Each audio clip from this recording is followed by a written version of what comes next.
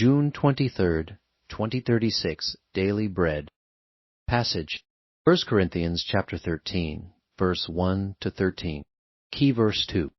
Title, Love is the Answer. If I speak in the tongues of men or of angels, but do not have love, I am only a resounding gong or a clanging cymbal. If I have the gift of prophecy, and can fathom all mysteries and all knowledge, and if I have a faith that can move mountains, but do not have love, I am nothing.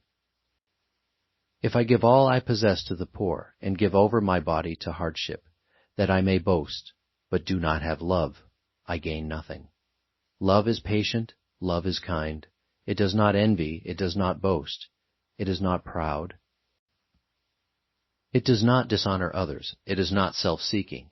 It is not easily angered. It keeps no record of wrongs. Love does not delight in evil, but rejoices with the truth.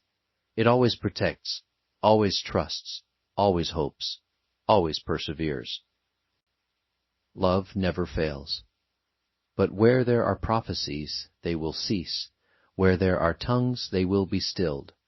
Where there is knowledge, it will pass away. For we know in part, and we prophesy in part. But when completeness comes, what is in part disappears. When I was a child, I talked like a child. I thought like a child. I reasoned like a child. When I became a man, I put the ways of childhood behind me. For now we see only a reflection as in a mirror. Then we shall see face to face. Now I know in part. Then I shall know fully, even as I am fully known. And now these three remain, faith, hope, and love. But the greatest of these is love. Daily Bread Message. Paul had been talking about unity in the church. How can we, who are so different from each other, become a community that works together effectively and powerfully to embody the kingdom of heaven on earth, where God reigns in peace and joy? To answer this, Paul writes a beautiful ode to love. The kind of love Paul writes of is agape love, which is less of a feeling and more of an intentional act. This definition of love is attributed to God's very nature.